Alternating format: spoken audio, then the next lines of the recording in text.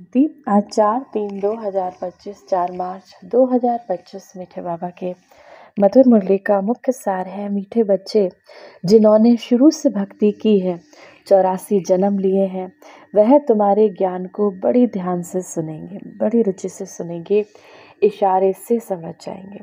बाबा कहते हैं मीठे बच्चे, जिन्होंने शुरू से भक्ति की है, जिन्होंने इस जन्म में भी बहुत भक्ति की है, जिन्होंने बहुत भक्ति की, 84 जन्म लिए, वह तुम्हारे इस ज्ञान को बहुत अच्छी रीति समझकर धारण करेंगे। प्रश्न है, देवी देवता घराने के नज़दीक वाली आत्मा है या दूर वाली, उसकी परख क्या होगी? अब बाबा कहते हैं वो देवी देवता वाले घराने वाली है आत्मा या दूर वाली है, उसकी परख क्या होगी? उत्तर, जो तुम्हारे देवता घराने की आत्माएं होंगी, उन्हें ज्ञान की सब बातें सुनते ही जच जाएंगी। कभी किसी किसी को ज्ञान, बाबा का ज्ञान कितना भी समझाओ समझ में नहीं आता, बहुत मुश्किल से समझ में आता है, आता भी है तो उसमें कंफ्यूज होते रहते हैं। तो बाबा कहते हैं लेकिन जो तुम्हारे देवी देवता घराने की आत्माएं होंगी, उन्हें ज्ञान की सब बातें सुनते ही जच जाएंगी, वह मूंझेंगे नहीं। जितना बहुत भक्ति होगी उतना जास्ती सुनने की कोशिश करेंगे। तो बच्चों को नब्ज देखकर सेवा करनी चाहिए। धारणा के लिए मुख्य सार है, पहला नंबर, इस ड्रामा को यथार्थ रीति समझ माया के बंधनों से मुक्त होना है। बाबा कहते हैं बच्चों को नब्ज देखना चाहिए, बच्चों को देखना चाहिए कि हमारे बच्चों की परख शक्ति ऐसी होनी चाहिए देवी देवता घराने की है या नहीं, और साथ ही साथ इस ड्रामा के यथार्थ रीति अच्छी तरीके से समझकर माया के बंधन, माया के विकार, काम, क्रोध, मोह, लोभ से मुक्त होना है।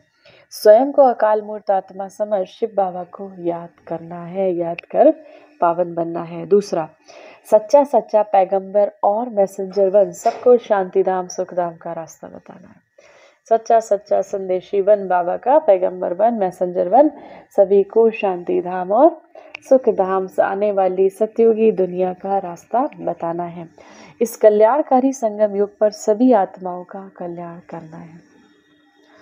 वरदान है, शिव बाबा और सेवा की स्मृति से एक रस स्थिति का अनुभव करने वाले सर्व आकर्षण मुक्त भव। जैसे सेवाधारी कोई होता है, वो सदा सेवा और मास्टर को याद रहता है, ऐसे वर्ल्ड सर्वेंट माना वर्ल्ड के सेवाधारी आप बच्चे हो। सच्चे सेवाधारी बच्चों को शिव बाबा और सेवा के सिवाय कुछ भी याद नहीं रहता, इसीलिए एक रस स्थिति में रहने का अनुभव होता है। उन्हें एक शिव बाबा के रस के सिवाय सब रस नीरस लगते हैं। एक बाबा के रस का अनुभव होने के कारण कहीं भी आकर्षण जा नहीं सकती। ये एक रस स्थिति का तीव्र पुरुषार्थ ही सर्व आकर्षणों से मुक्त कर देता है। यही श्रेष्ठ से श्रेष्ठ मंजिल है। स्लोगन, नाजुक परिस्थितियों के पेपर में पास होना है तो अपनी नेचर को शक्तिशाली बनाओ। नाजुक परिस्थितियों के पेपर में, बाबा कहते हैं जो नाजुक परिस्थितियां होती हैं, ऐसी परिस्थितियां आएंगी, उन पेपरों में, उन परीक्षाओं में हम बच्चों को पास होना है तो अपनी नेचर को शक्तिशाली बनाओ। अव्यक्त शारीर सत्यता और सभ्यता रूपी कल्चर को अपनाओ। जब भी कोई असत्य बात देखते हो, सुनते हो, तो असत्य वायुमंडल नहीं फैलाओ। कई कहते हैं ये पाप कर्म है ना, पाप कर्म देखा नहीं जाता, लेकिन वायुमंडल में असत्यता की बातें फैलाना ये भी तो पाप है। लौकिक परिवार में भी अगर कोई ऐसी बात देखी व सुनी जाती है तो उसे फैलाया नहीं जाता, कान में सुना और दिल में छुपाया। यदि कोई व्यर्थ बातों का फैलाव करता है तो ये छोटे छोटे पाप उड़ती कला के अनुभव को समाप्त कर देते हैं। इसीलिए इस कर्मों की गहन गति को समझकर यथार्थ रूप में सत्यता की शक्ति धारण करो। इसीलिए इसे कर्मों की गहन गति को समझकर सही रीति से सत्यता की शक्ति को धारण करो। व्यर्थ बातों के फैलाव से बचो। आज की मुरली से सम्मान का अभ्यास करेंगे। मैं मास्टर सर्वशक्तिमान विश्व कल्याणकारी आत्मा हूँ। इस विश्व का कल्याण करने वाली मैं मास्टर सर्वशक्तिमान विश्व कल्याणकारी आत्मा हूँ। 1 मिनट के लिए शक्तियों के सागर शिव बाबा की याद में अपने मन बुद्धि को स्थिर करेंगे। 7 गुणों से संपन्न मैं आत्मा, प्रकृति के मध्य विराजमान, एक सतोगुणी आत्मा हूँ। परमात्मा शिव को मैंने जब से जाना, बाबा ने मुझ आत्मा को 7 गुणों से भरपूर कर दिया, अष्ट शक्तियों से भरपूर कर दिया।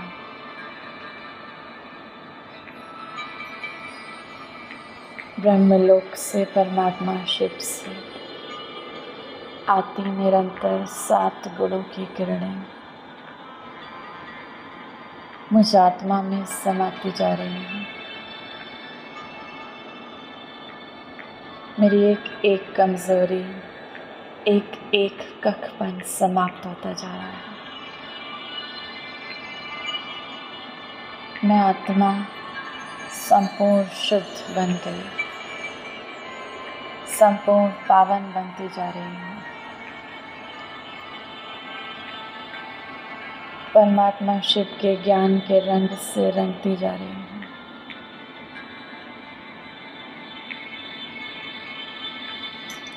बाबा ने मुझे सर्व शक्तियों से संपन्न कर दिया।